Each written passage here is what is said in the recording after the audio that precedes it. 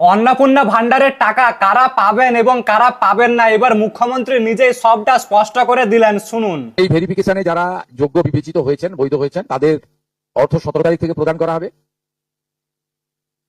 এরপরেও আমরা একটা অভিযোগ পোর্টাল রাখবো, যে অভিযোগ পোর্টালে পরবর্তী সময়ে যে কেউ অভিযোগ করতে পারেন, এবং এই অভিযোগ নিষ্পত্তি করার জন্য আমরা সংশ্লিষ্ট ব্লকের ভিডিওদেরকে বিশেষ দায়িত্ব, চিফ সেক্রেটারি দায়িত্ব ফিক্সড করে দেবেন।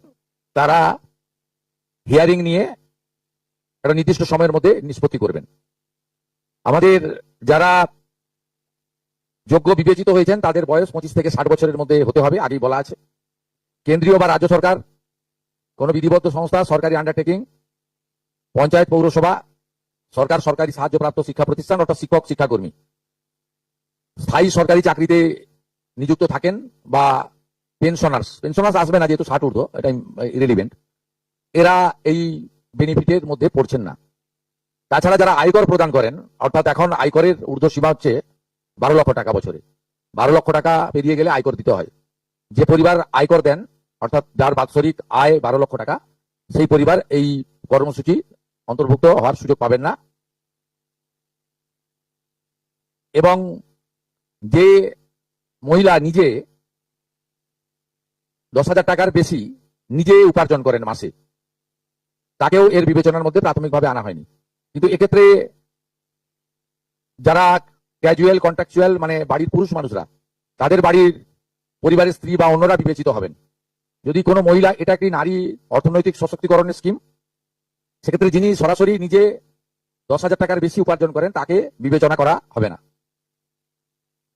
25 থেকে 60-এর মধ্যে যারা 3,000 টাকার কম ভাতা পান, ধরুন উইডো পেনশন 1,500 টাকা এই মাস থেকে হয়েছে, গত মাস পর্যন্ত ছিল 1,000 টাকা, তাদেরকে হায়ারটা দেওয়া হচ্ছে, 3,000 টাকাটাই দেওয়া হচ্ছে অন্নপূর্ণা যোজনাতে। এই ধরনের যত স্কিম 25 থেকে 60 মহিলাদের রয়েছে, যারা 3,000 টাকার কম পান বিভিন্ন ভাতা, তাদেরকে 3,000 টাকার অন্নপূর্ণা যোজনার ভাতাটাই দেওয়া হচ্ছে।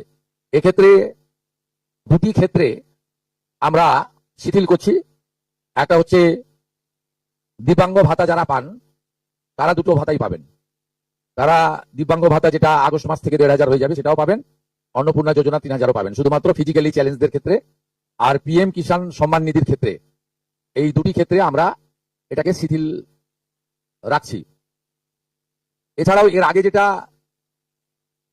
অনেক মহিলার নাম বাদ চলে গেছিল, 3 কক্ষ বিশিষ্ট বাড়ি, এটা গ্রামের ক্ষেত্রে এক্সাম্পট করে দেওয়া হয়েছে। গ্রামের ক্ষেত্রে কোনো বাড়ির সংখ্যা রাখা হয়নি, শিথিল করে দেওয়া হয়েছে। অর্থাৎ গ্রামীণ এলাকার মহিলারা এবারে আরো বেশি সংখ্যায় সুযোগ পাবেন। তাদের ক্ষেত্রে, গ্রামীণ ক্ষেত্রে 3 কক্ষ বিশিষ্ট বাড়ি, যেটা জুলাই মাসে ওই ক্রাইটেরিয়াটা থাকার কারণে অনেকে বঞ্চিত হয়েছেন, এবারে আর বঞ্চিত তারা হচ্ছেন না। এবং শুধুমাত্র জমির পরিমাণের ক্ষেত্রেও যে 7টি কর্পোরেশন রয়েছে, সেখানে শুধুমাত্র 50 ডেসিমেলের বেশি জমির মালিকানা যারা কর্পোরেশন এলাকা, কলকাতা, হাওড়া কর্পোরেশন এলাকা 7টি, পৌর এলাকা এবং গ্রামীণ এলাকাতে ছাড় দেওয়া হয়েছে জমির পরিমাণের ক্ষেত্রে।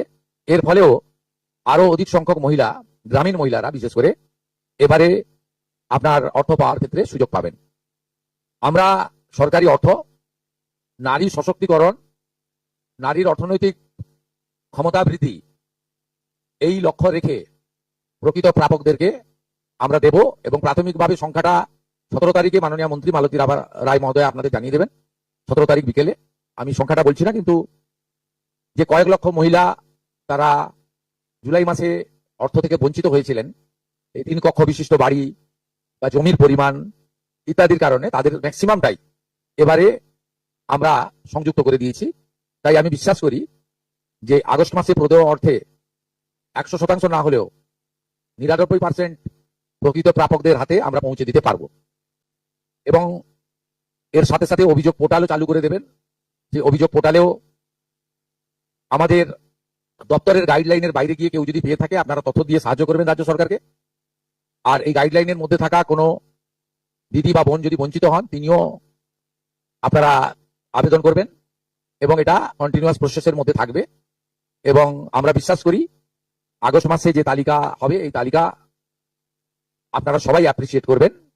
এবং প্রত্যেক মাসে দ্বিতীয় সপ্তাহে, যেহেতু সরকারের নিজস্ব তহবিল থেকে এটা দিতে হবে, এবং টাকার অ্যামাউন্টটাও খুব বড়, অ্যামাউন্টটা যথেষ্ট বড়, আপনারা নিজেরাই 17 তারিখে ট্রান্সফার হওয়া টাকার সঙ্গে 3,000কে গুণ করলে নিজেরাই দেখতে পাবেন যে কত বিরাট পরিমাণ অর্থ সম্পূর্ণ পশ্চিমবঙ্গ সরকারের অর্থ থেকে দেওয়া হচ্ছে।